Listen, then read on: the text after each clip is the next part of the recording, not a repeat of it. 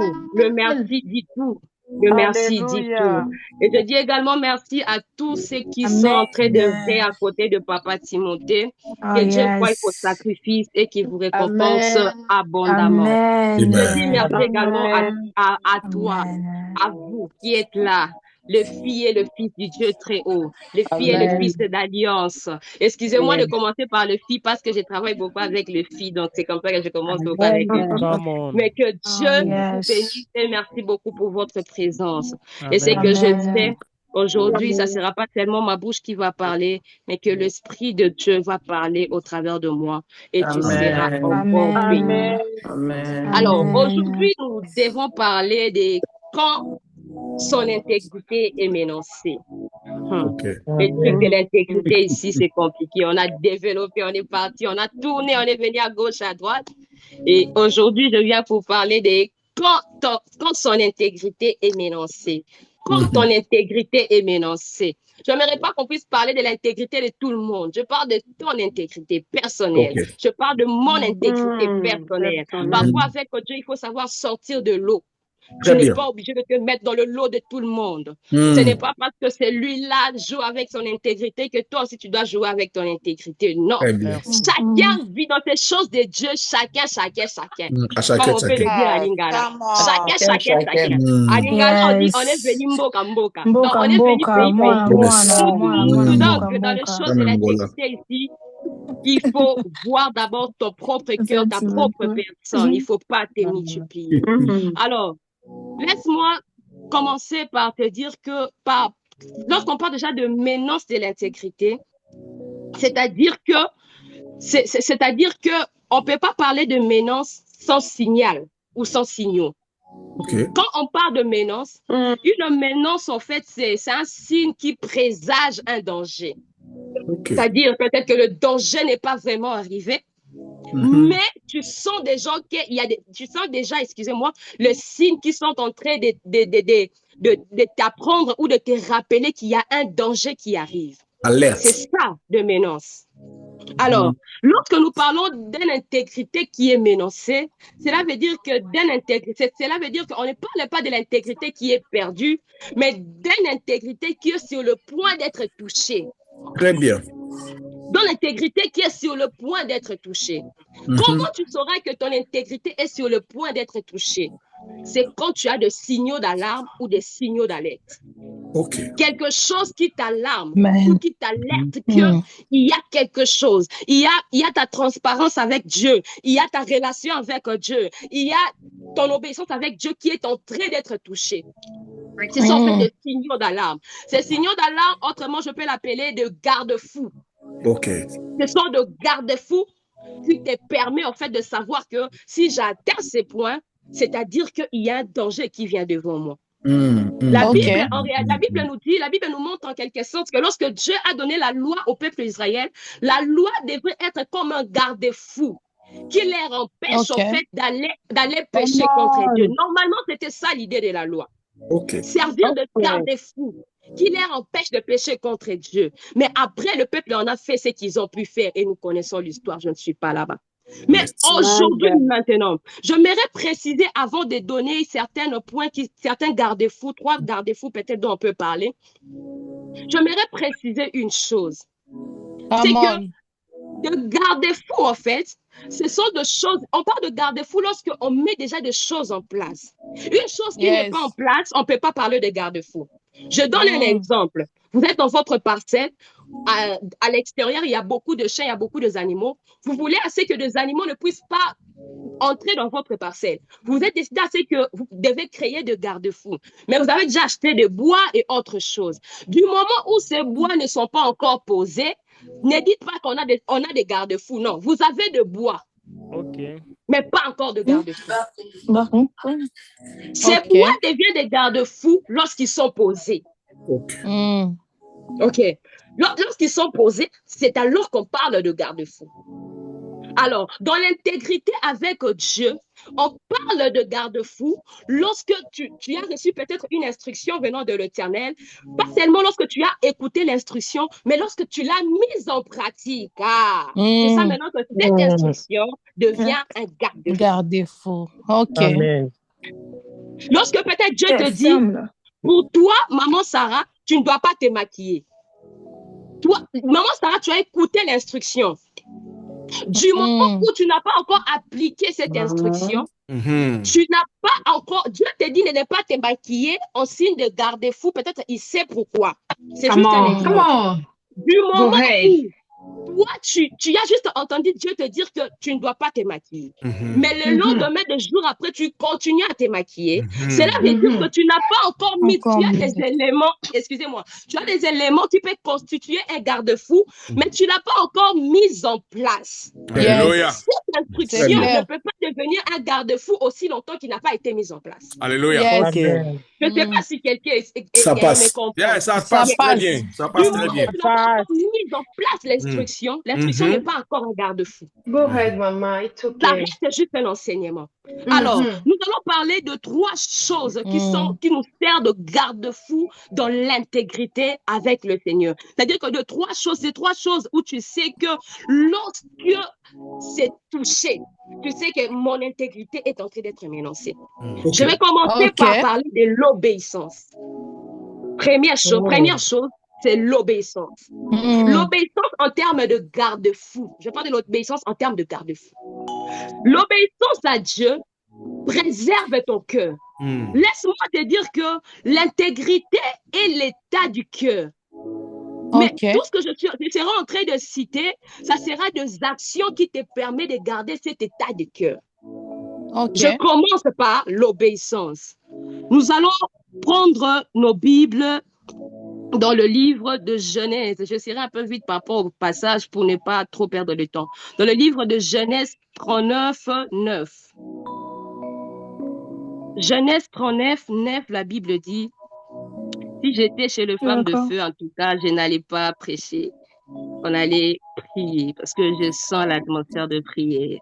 Mais je dois remplir mon devoir. Ici, c'est papa qui commande.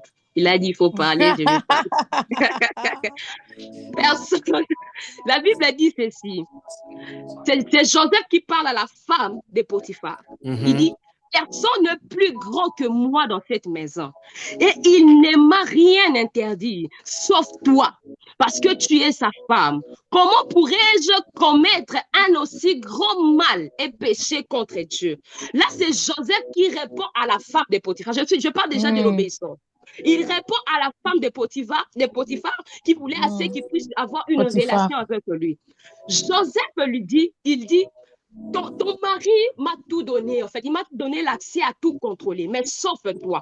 Et si je refuse de faire ce que toi tu me demandes, ce n'est pas parce que, ce n'est pas seulement parce que, merci papa, ce n'est pas seulement parce que si je refuse au fait de ne pas commettre cette chose avec toi, ce n'est pas parce que ton mari seulement a confiance en moi, ou c'est parce que je perds de ton mari, mais c'est plutôt parce que je refuse de pécher contre Dieu. Mais c'est plutôt parce que j'ai une obéissance, j'ai une révérence envers le Seigneur. Voilà pourquoi. Votre son. Votre son, s'il vous plaît. Le son, c'est muté. Ok. Merci beaucoup. Ok. Il existe de l'obéissance par peur. Il existe également de l'obéissance par amour. Il y a des autres qui obéissent à Dieu parce qu'ils ont peur des conséquences, des choses. Il y a des autres qui obéissent à Dieu puisqu'ils aiment Dieu. Et Joseph répond à cette femme, il dit, je ne peux pas le faire, non parce que je crains la répercussion qui peut tomber sur moi, mais parce que je refuse de pécher contre les seigneurs. Donc cette obéissance, cette refus que je suis en train de manifester, c'est une obéissance d'amour face au Dieu que moi je connais. Il y a des personnes qui obéissent Dieu aujourd'hui parce que tu dis que moi, j'obéis Dieu. Je donne des exemples simples. Tu dis, je refuse l'impudicité, je refuse l'adultère, je refuse les vols et toute autre chose. Simplement, peut-être parce que tu as peur de la prison, tu as peur du sida, tu as peur de la maladie. Mais je me dis, est-ce que si toutes ces choses n'avaient pas de conséquences, est-ce que tu obéiras toujours à l'Éternel? Ok. J'aime toujours quelqu'un qui dit souvent, il dit, si aujourd'hui Dieu dit que l'enfer n'existe plus, est-ce que tu vas toujours continuer à l'aimer? Est-ce que tu vas continuer toujours à l'obéir? Ton obéissance, c'est l'obéissance par peur ou ton obéissance, c'est l'obéissance par amour. Amour. C'est que je suis en train de... C'est dont je vous parle aujourd'hui, je parle de l'obéissance par amour qui sert de garde-fou, en fait. Ça, quand tu sais que ton obéissance, ce que Joseph a vécu, c'était des menaces de son intégrité. Très bien. Son intégrité a été menacée face à ce qu'il était en train de voir. Son intégrité a été en train d'être menacée. Mais il avait un garde-fou. Le garde-fou, c'était son obéissance envers le Seigneur. Amen. Il a dit, dans l'obéissance avec Dieu, il n'y a pas de compromis. Lorsque tu commences à remarquer que dans l'obéissance avec Dieu, tu commences à faire entrer des compromis, des choses que tu refusais avant, tu commences à laisser passer. Cela veut dire que ton intégrité est en voie d'être atteinte, car il y a un garde-fou qui est en train d'être touché. Ce sont déjà des signaux d'alarme. Laisse-moi dire à une personne bien-aimée, tu sais, l'obéissance ne te sert pas seulement de garde-fou à toi, mais l'obéissance peut également secourir des générations futures. Juste ton obéissance peut secourir des générations futures. Ton obéissance peut ressusciter la miséricorde de Dieu pour des générations futures. Là, je vais parler très vite de l'histoire d'Abraham. L'histoire d'Abraham, la Bible est en train de dire, dans l'histoire d'Abraham, la Bible dit, Dieu dit à Abraham, donc c'est dans Genèse 22, il dit à Abraham ceci, il dit Abraham, Genèse 22, 2, la Bible dit, Dieu dit, prends ton fils unique, celui que tu aimes, Isaac, va-t'en au pays de Morija et là, offre-le en holocauste sur l'une des montagnes que je t'indiquerai. Là, Dieu est en train de demander à Abraham son unique fils. Je suis en train toujours de parler de l'obéissance. Dieu demande à Abraham son unique fils. Il dit, va le sacrifier. Et qu'est-ce qu'Abraham a fait? Il est allé également sacrifier son fils. Ils ont fait des jours de marche jusqu'à ce qu'ils sont arrivés. Abraham a pris son fils, il a mis le fils sur l'autel et il a pris le couteau pour mettre sur son fils et l'ange de l'Éternel lui dit, non, Abraham, arrête, je vis que tu m'aimes, je vis que tu m'as obéi. Bien-aimé, cela est passé, Dieu a dit à Abraham ce qu'il pouvait le dire, mais de générations après, nous sommes en train de vivre l'histoire de David. Dieu est en train de dire ceci. Dieu dit, David est allé pécher contre le Seigneur en faisant le dénombrement du peuple. Alors Dieu s'est fâché contre David. Dieu a décidé de frapper David. Il est venu à David pour lui dire, choisis toi-même la punition. Tu veux que je te laisse entre les mains de tes ennemis ou que moi-même je m'occupe de toi? David a dit ceci. Je préfère tomber entre tes mains. Peut-être que ta compassion serait encore sur moi. Très bien. C'est ça la réponse de David. Amen. David dit, je préfère tomber entre tes mains. Alors la punition qui était réservée entre les mains de l'Éternel, c'était 3 jours. Dieu dit, je vais frapper le peuple pendant 3 jours. Son ange devait passer pour frapper le peuple pendant 3 jours. J'aime cette histoire. La Bible est en train de dire, David avait tellement mal de tout ce qui s'est passé. Mais la Bible dit, lorsque l'ange de l'Éternel, là, je suis en train de parler de... Ce que je dis maintenant, c'est dans 1 Chronique 21, 15. Je ne vais pas beaucoup lire parce qu'il n'y a pas déjà de temps. La Bible dit, lorsque l'ange de l'Éternel arriva quelque part, là où on a appelé ça le battage d'Orna, Dieu dit à son âge, l'ange était déjà en train de passer, il frappait déjà, c'est-à-dire il y avait des morts. La Bible parle de 700 000 hommes qui sont morts, 700 000 ou 70 000 hommes, si je ne m'abuse, qui sont déjà morts par la frappe de l'ange. Mais la Bible dit, lorsque l'ange arriva au battage d'Orna, Dieu appela l'ange. David n'avait encore rien dit. David n'avait encore rien fait. Il était juste en train de regarder comment le peuple était en train de mourir. Mais Dieu appela l'ange et dit, arrête-toi. Ne frappe plus. La Bible dit, Dieu regretta pourquoi il frappa l'homme. Mais pourquoi Dieu a déjà eu à frapper ailleurs? Mais dès qu'il est arrivé dans le battage d'Orna, il appela l'ange lui-même. Arrête-toi, ne frappe plus. Bien aimé, dans 2 Chroniques chapitre 3, la Bible nous informe que le battage d'Orna, l'emplacement du battage d'Orna, c'est ça le mot Morija. L'emplacement du battage d'Orna, c'est ça le mot Morija. Mais c'est quoi le mot Morija? Le mot Morija, c'est l'emplacement de l'obéissance et de l'amour que Abraham a montré à l'Éternel. Alléluia. Regarde juste l'obéissance. De génération après, l'obéissance d'Abraham est venue sauver tout un peuple. Dieu a appelé son ange, il a dit, arrête-toi, ne frappe plus.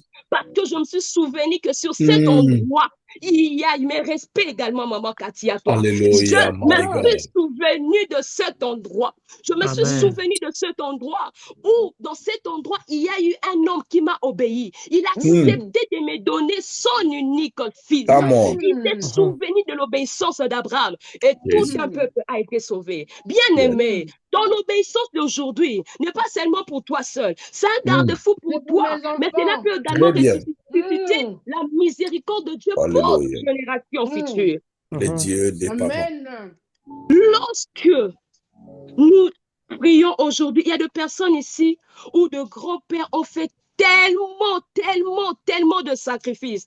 Tu vois quelqu'un, tu regardes quelqu'un, tu dis, mais cet homme, il vit dans le désordre. Mais j'ai l'impression que l'amour de Dieu le réclame. Il y a des parents qui ont obéi à l'Éternel. Donc leur obéissance crie en faveur de leur enfant. Alléluia. On n'est pas pareil. Très Voilà bien. pourquoi lorsqu'on nous demande de prier, ne regarde pas maman. Maman aimait prier comme ça. Maman aimait prier en anglais. Parce qu'elle est déjà aux États-Unis. Moi, je suis sous la chaleur du Congo. Je dois prier en lingala.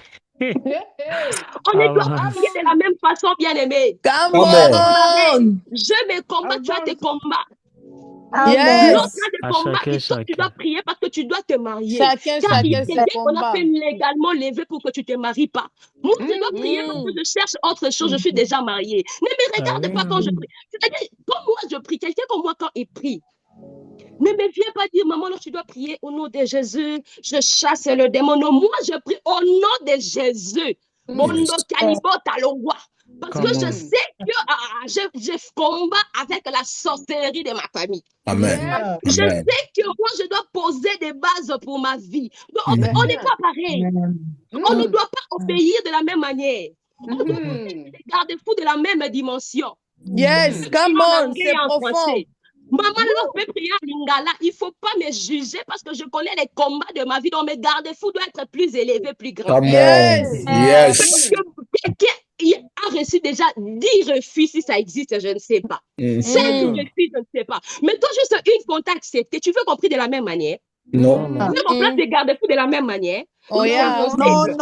Tu vas placer des garde-fous un peu avec des fiers en français, comme aux États-Unis. Moi, je vais placer des garde-fous pour que l'eau de la RDC n'entre pas dans ma maison. Yeah. Yes, come on. On ne prie pas de la même manière. Ok. Pas d'éloquence là, maman. On ne prie pas de la même manière. Donc, quand quelqu'un prie, quand tu vois maman Cathy prier en train de bouger de gauche à droite, il ne faut pas dire maman Cathy aussi est sans charisme. Non, elle connaît les combats de sa vie. Il faut qu'elle prie comme ça. Pour nous, c'est la brutalité. Yes, Il n'y a pas de tendresse. Pour nous, il n'y a pas de fier.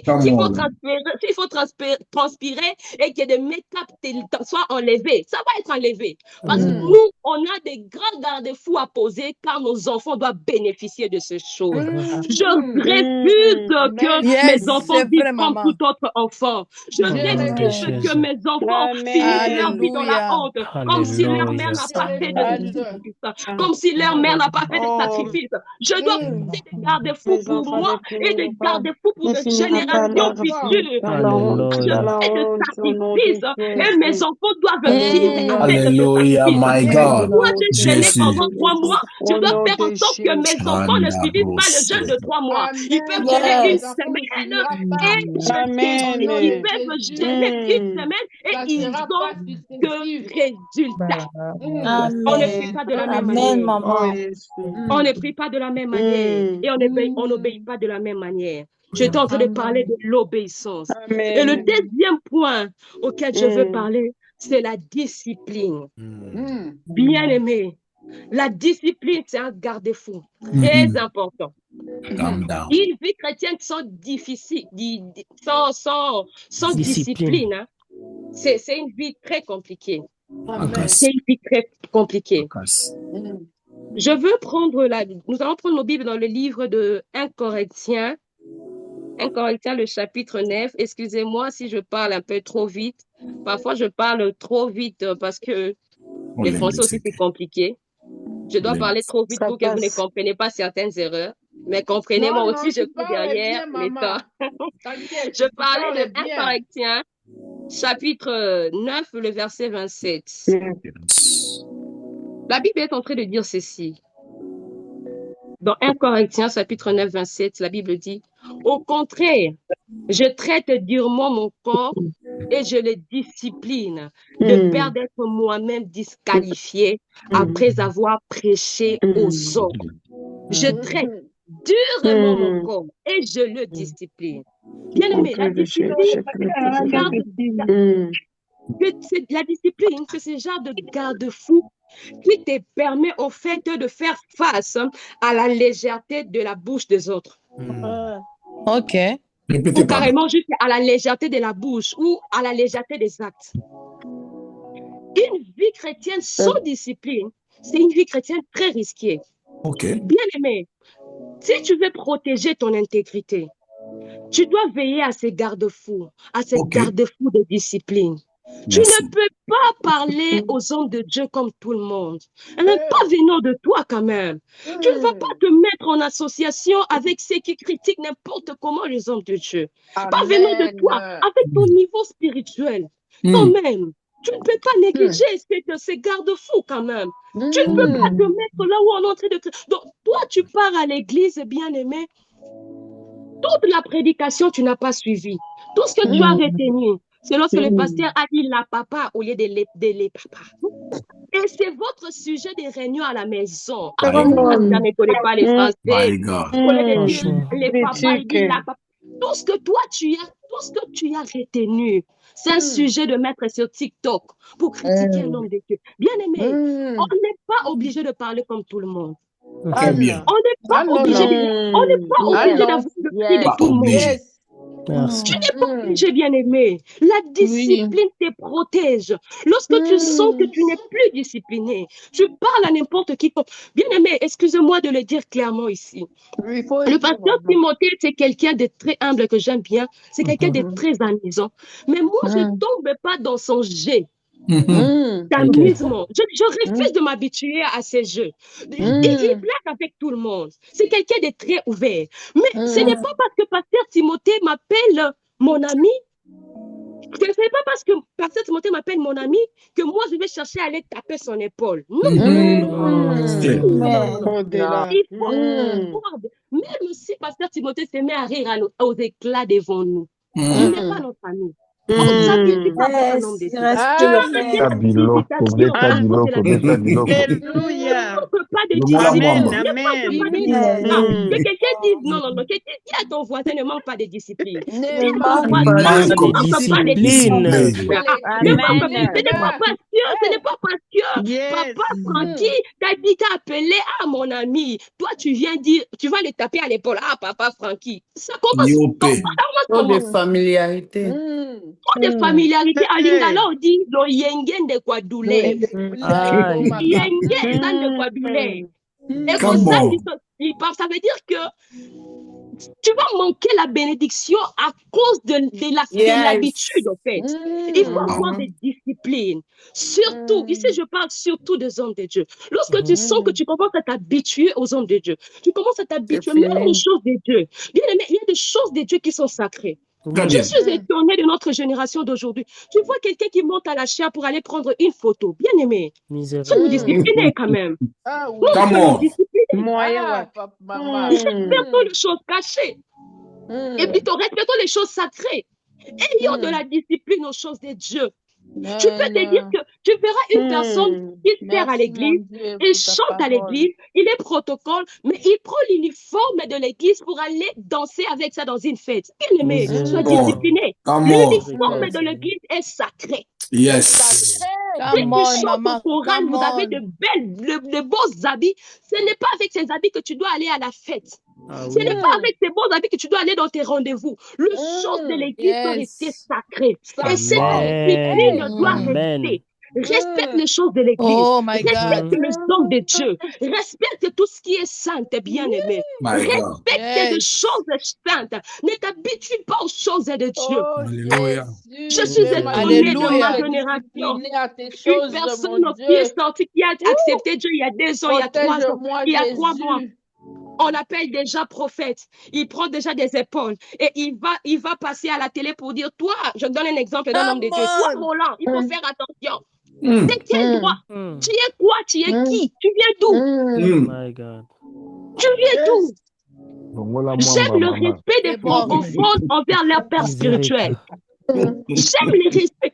Comment tu viens d'où, toi, pour dire, toi, Marcelo, même s'il a ses erreurs, David a tué quelqu'un à cause d'une femme. Mais Dieu l'appelle l'homme selon mon cœur. Tu es qui pour venir dire, toi, tu es qui? Tu viens d'où? Tu sors d'où?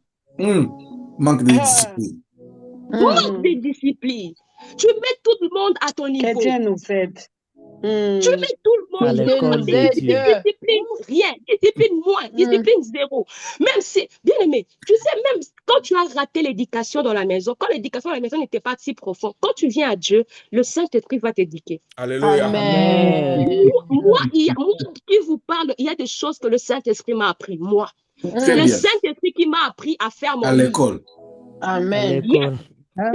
C'est des choses simples. Mais le Saint-Esprit m'a appris à faire les lits, à faire mon lit à moi. Ma mère me disait toujours, une femme, lorsqu'elle se réveille, elle doit toujours ranger sa chambre. Moi, bon, je partais comme ça. Mais quand je me suis convertie, quand je me lève, je vais sortir, le Saint-Esprit te dit, tu dois ranger ton lit. OK.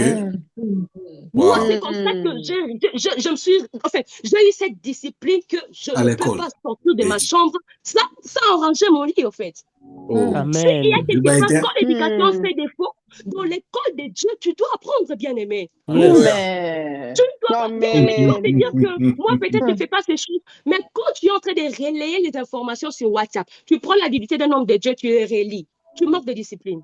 Alléluia. Tu prends l'erreur d'un homme de Dieu, tu les relis. Tu manques de discipline. Au Kanaki Bisso. Miséricorde. Manque de discipline, mais de petites choses. Mais ce sont des manques de discipline.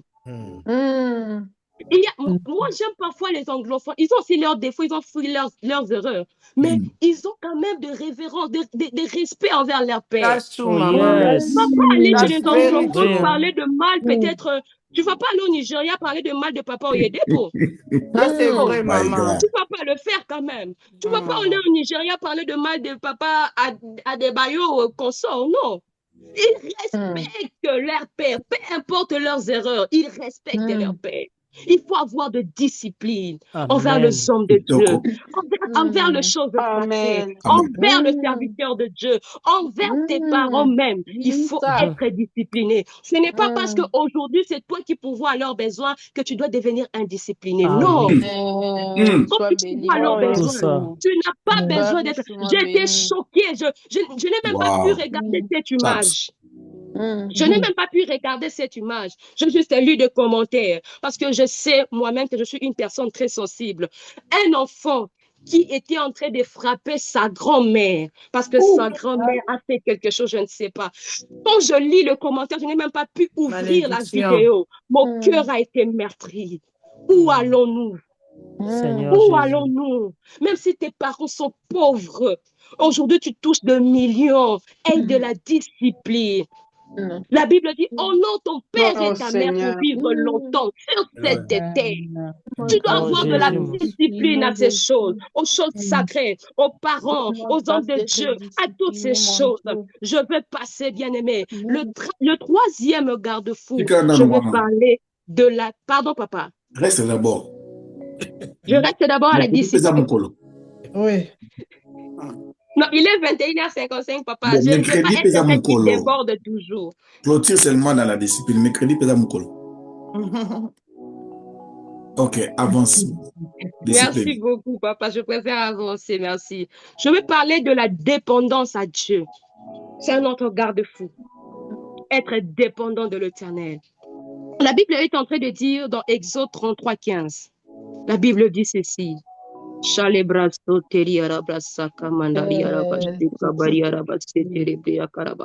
Merci, Saint-Esprit. La Bible dit ceci. Exode 33, 15. Moïse lui dit, si tu ne marches pas toi-même avec nous, ne nous fais pas partir d'ici.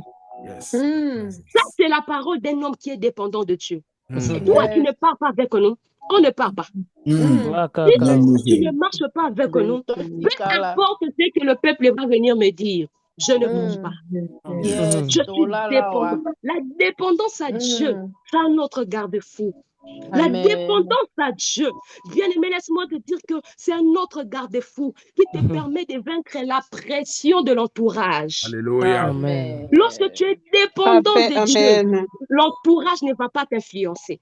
Merci. Lorsque tu es dépendant de Dieu, oh bien-aimé, tu sais l'erreur de Saoul. L'erreur de Saoul, c'était que il n'était pas vraiment dépendant de Dieu. Lorsque il a commis l'erreur qu'il a pu connaître, on en parle dans 1 Samuel 15, 24. Ça, je veux lire ça pour pouvoir mieux parler. 1 Samuel 15, 24. La Bible dit ceci. Saoul, c'est Saoul qui répond. Il dit, alors Saoul dit à Samuel, j'ai péché car j'ai enfreint l'ordre de l'Éternel et tes paroles. J'ai eu peur du peuple et je l'ai écouté. Quand tu n'es pas totalement dépendant de Dieu, bien-aimé, tu feras des choses par peur. Alléluia. Tu feras des choses par la pression de l'entourage. Tu feras des choses par la pression de l'environnement. Parce que l'environnement te presse à faire quelque chose. C'est là que tu vas toucher tes garde-fous. Wow.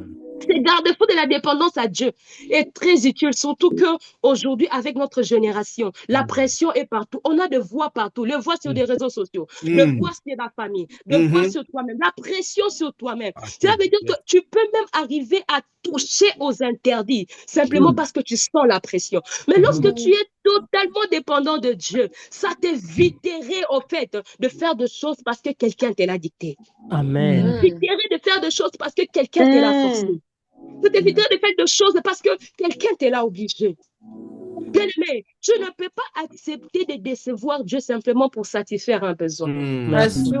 Aujourd'hui, bien-aimé, tu as fait de ta vie de prière, tu as fait de ta vie chrétienne une vie de compromis, parce que tu cherches à satisfaire les gens, parce que tu cherches à satisfaire cet homme. Tu as fait de ta vie une vie de compromis. Avant, tu dépendais de Dieu. Mais aujourd'hui, Dieu qui t'a donné ce mariage, tu commences à totalement dépendre de cet homme. Tu as pleuré, Dieu, donne-moi les enfants. Dieu t'a donné les enfants. Tu commences à totalement dépendre de Dieu, de ses enfants, jusqu'à dire que je n'ai pas le temps pour servir Dieu, car je dois m'occuper de mon mari, car je dois m'occuper de mes enfants. Bien-aimé, tu as perdu ta dépendance. Tu as perdu ta dépendance. Je sens que je dois insister. Tu as perdu ta dépendance. Tu as perdu ta dépendance. Tu dépends maintenant de ton travail. Il y a une personne, c'est quelqu'un qui nous a dit, il a rencontré une histoire. Elle a prié il a prié pour une personne qui avait besoin, je crois, d'un travail. Et lorsque cette personne a eu ce travail, la personne dans la prière, elle ne venait plus. Et on l'a appelé pour lui dire, mais pourquoi on ne te voit plus à la prière? Et c'est la personne qui répond, il dit, je n'ai pas vraiment le temps, mon travail me prend du temps. Ok, il n'y a pas de problème. Mais il y a des jours que tu ne travailles pas. Non, mes jours off, je dois en profiter pour aller quand même me détendre avec mon mari. My God! Il était où, ce mari, qu'on était en train de prier pour toi, pour demander le travail? Et aujourd'hui, tu dois dire que non, je dois aller me détendre avec mon mari. Bien aimé. Et quand tu perds, si tu perds encore ce travail, tu vas encore revenir. Les pasteurs souffrent. Les hommes de Dieu souffrent. On devient fidèle seulement quand on a besoin de quelque chose. Papa Timothée peut m'appeler à 10h. Quand je sais que j'ai demandé la prière, je vais raccrocher. Mais quand je sais que j'ai déjà eu ce je voulais, je ne vais même pas témoigner, je pars. C'est-à-dire que j'ai dit à papa, prie pour moi, j'ai besoin d'un travail. Papa Timothée, prie, tu as trouvé le travail. Au lieu de venir même témoigner, Dieu, tu pars. Papa Timothée, même lui-même, il ne sait même pas que tu as déjà trouvé un travail. Papa Timothée continue à prier pour ton travail alors que toi, tu as déjà eu un travail. La grâce. Lui, il continue à prier, Seigneur, donne à maman tel le travail. Toi, tu as déjà eu un travail. Bien-aimé, tu deviens dépendant de ce que Dieu t'a donné. J'aime toujours, s'il y a des choses qui ont pu me garder, qui ont pu m'aider à garder dans la présence de Dieu. Je n'ai pas aimé mes moments de souffrance, c'est vrai, mais ces moments de souffrance m'ont permis d'écouter beaucoup plus Dieu. Moi, vraiment, en tout cas, je comprends quand la Bible dit que Israël a beaucoup plus, Dieu a été beaucoup plus avec Israël quand il était dans le désert. Je comprends ces versets-là. Parce que dans mes moments de souffrance, Dieu m'a beaucoup parlé. Dans mes moments de personnes qui connaissent Kinshasa, moi, je faisais des Lemba jusqu'à Bandal à pied pour aller à l'église. Des Bandal jusqu'à Lemba à pied pour rentrer. Je connaissais déjà les heures. Donc, je fais des heures du temps en route. Je suis en fini le culte à 21h, je vais arriver à la maison à 23h. Si on avait jeune, je double involontairement. Mais pendant ces moments-là, j'étais en train de marcher à la limite avec de larmes aux yeux pour dire à Dieu, c'est quelle vie que moi je choisis comme ça. Mais Dieu m'a dit quelque chose en route. Je ne peux pas l'oublier. Il m'a dit, Love, aime-moi pour ce que je suis. Et non pour ce que je peux te donner. C'est aujourd'hui que je comprends cette parole. C'est aujourd'hui que je l'ai compris. Bien-aimé, je fais 6 ans de mariage. Je vais totaliser 6 ans de mariage au mois de mars. Que je n'ai pas encore d'enfant. C'est aujourd'hui que j'ai compris cette parole de Dieu. Aime-moi pour ce que je suis. Ce n'est pas que Dieu est incapable de me donner les enfants. Mais il sait les timings, il sait ce qu'il est en train de faire. Et si moi je l'aimais pour des choses qu'il veut me donner, je serais déjà écartée. Je l'aime pour qui il est. Même s'il m'a pas encore donné des enfants, je continue à l'aimer. Et je n'ai pas honte d'en parler. Et je n'ai pas peur d'en parler.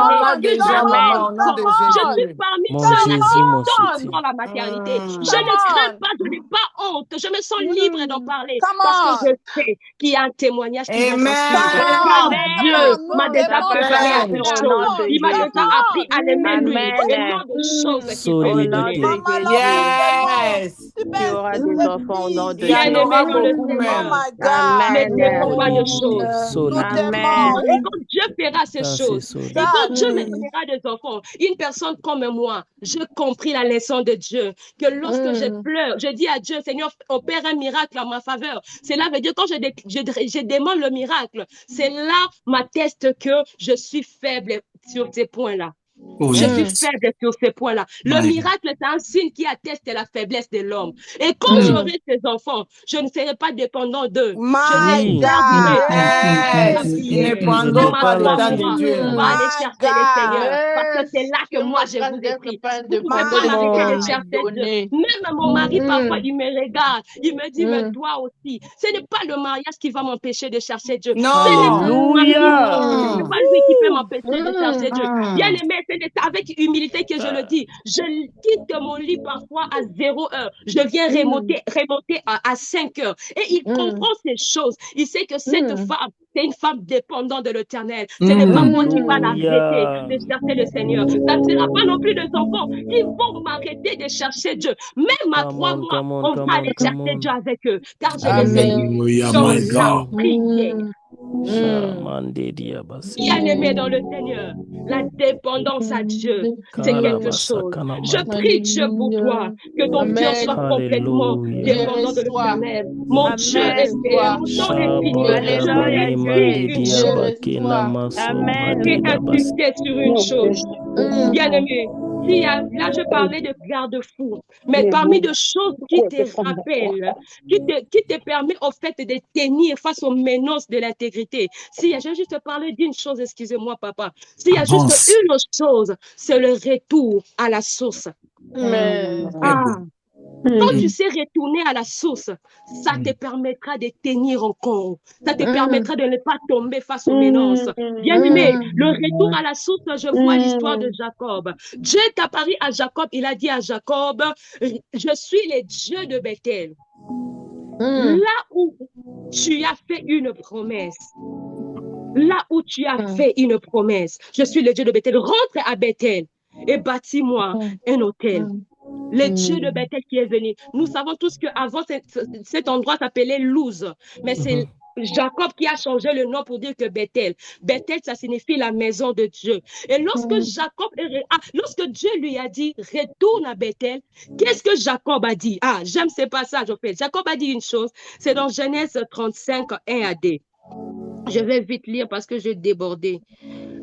Genèse 25, 35 et à 2, Dieu dit à Jacob, lève-toi, monte à Bethel et installe-toi là-bas. Tu y construiras un hôtel en l'honneur du Dieu qui t'est apparu lorsque tu fouillais ton frère Jacob, lorsque tu fouillais ton frère Ésaü. Jacob dit à sa famille, et à tous ceux qui étaient avec lui. Enlevez de dieux étrangers qui sont au milieu de vous.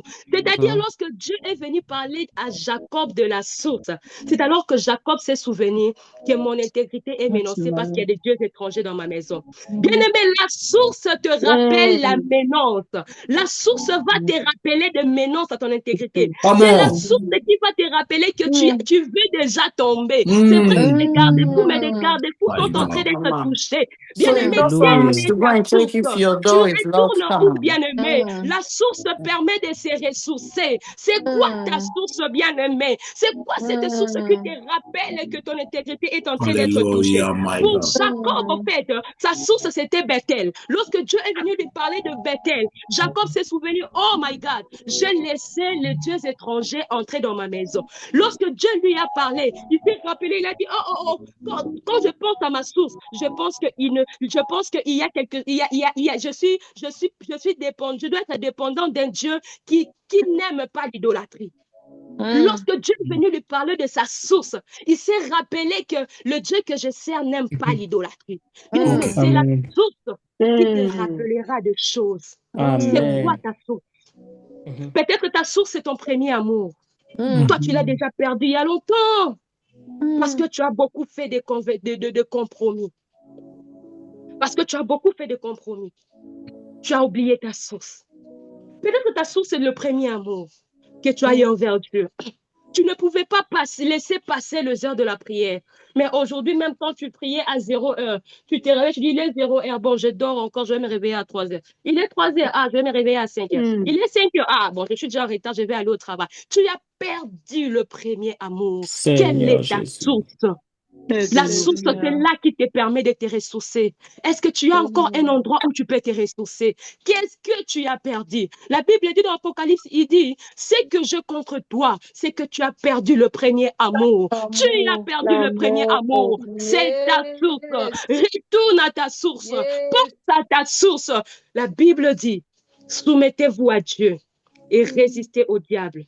Et il fuira loin de vous. Cela veut dire la force de la résistance au diable, c'est la soumission à Dieu. La soumission à Dieu, c'est ta source. Toi, tu as perdu ces choses. Tu n'as plus de source. Celui qui n'a plus de source n'a plus de repère. Celui qui n'a plus de source ne sait plus se ressourcer. La source, c'est là où tu puises ta force. Pour Jacob, lorsqu'il a entendu parler de Bethel, il s'est souvenu que je dois enlever les dieux étrangers. Souviens-toi d'où Dieu t'a pris. Souviens-toi de toutes les promesses que tu as fait à l'Éternel avant d'entrer dans cette maison. Souviens-toi et retourne-y et Dieu te fera du bien. Que Dieu vous bénisse abondamment. Papa, vous avez la parole. Merci beaucoup. Non, est-ce que quelqu'un peut mettre sa main? Nous allons prier pour Maman Love. Nous allons déclarer la bénédiction de Dieu dans sa maison. Nous allons déclarer que toute menace de son intégrité, que Dieu la préserve au nom de Jésus. Tout ce qu'elle a libéré ici soit son partage au nom de Jésus. Elle ne perd pas cette discipline au nom de Jésus. Reste attachée, dépendante de Dieu dans le nom de Jésus. Elle reste obéissante au Dieu au nom de Jésus. Oh my God. Elle garde la profondeur au nom de Jésus. Élevons nos voix et prions le Seigneur. Alléluia, my God. Sharaba.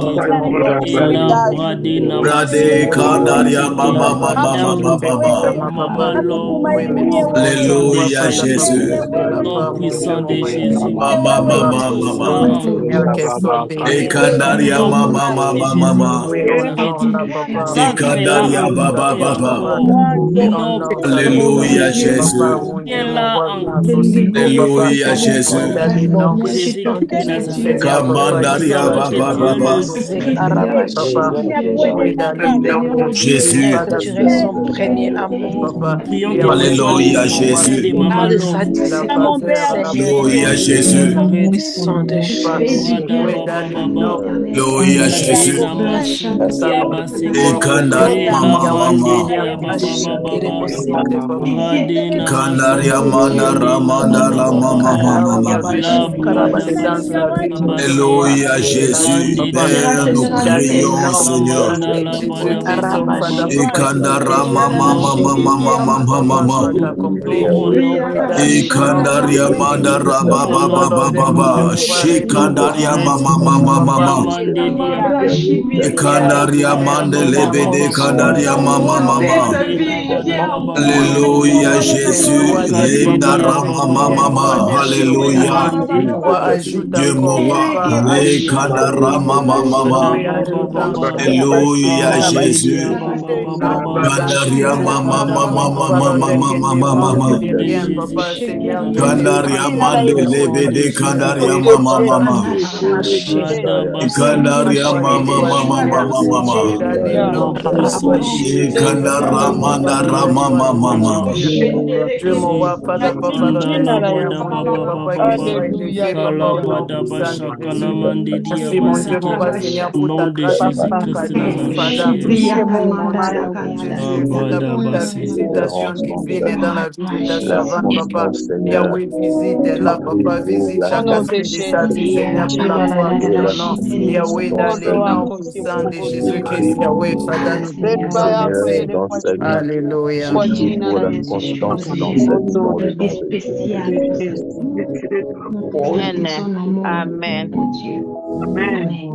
Père, je prie maintenant, dans le nom puissant de Jésus-Christ de Nazareth. Seigneur, couvre cette dame de ton esprit et de ton onction. Amen. Seigneur, cette année, c'est l'année que tu avais dit. Amen. Seigneur, je me souviens encore de cette parole que tu m'avais dit, que l'un des signes que tu lui donneras, d'être sur la bonne voie, serait l'ouverture des finances. Amen. Et ce temps est arrivé, Seigneur. Amen. Le temps de changement des situations financières de la famille est en train de changer dans le nom puissant de Jésus-Christ de Nazareth. Alors que chaque chose a son temps, il est temps pour toi, Seigneur, de suivre. Dans le nom puissant de Jésus-Christ de Nazareth.